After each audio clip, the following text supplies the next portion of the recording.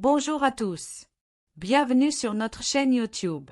Aujourd'hui 23 janvier 2025. Dans cette vidéo, nous allons discuter du prochain cyclone qui se dirige vers les îles Mascareignes et de ses développements futurs potentiels. Avant de plonger dans les détails, n'oubliez pas de vous abonner à notre chaîne et de cliquer sur l'icône en forme de cloche pour rester informé de nos dernières vidéos. Actuellement, deux systèmes météorologiques prévalent dans la région du sud-ouest de l'océan Indien. L'un des systèmes affecte les zones côtières centrales du Mozambique et le canal du Mozambique adjacent, où une circulation atmosphérique supérieure est présente. De ce fait, des précipitations continues se produisent dans le centre du Mozambique et dans certaines parties de l'ouest de Madagascar. L'autre système implique une circulation atmosphérique de haut niveau dans le centre de l'océan Indien et les régions équatoriales. Comme le montrent les images satellites, des formations nuageuses denses sont observées dans ces zones. Cela est dû à la présence d'air humide et à des températures élevées à la surface de la mer, qui contribuent au développement de ces nuages denses au sein de la circulation atmosphérique.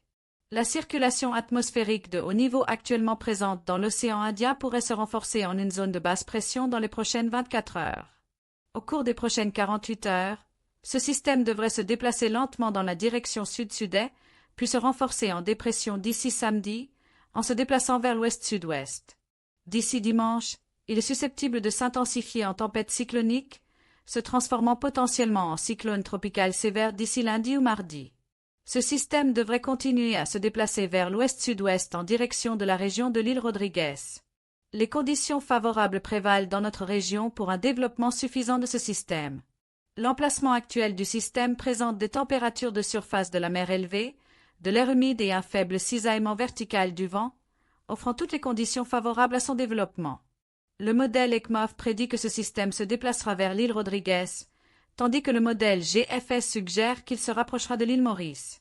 En raison de ces modèles météorologiques contradictoires, la trajectoire future de ce système est encore incertaine. Nous devons attendre encore 2 jours pour mieux comprendre sa trajectoire et son intensité future. Bien qu'il ne fasse aucun doute qu'il se renforcera en un cyclone sévère, sa trajectoire exacte peut varier. Par conséquent, nous devons rester vigilants pendant les 2 prochains jours.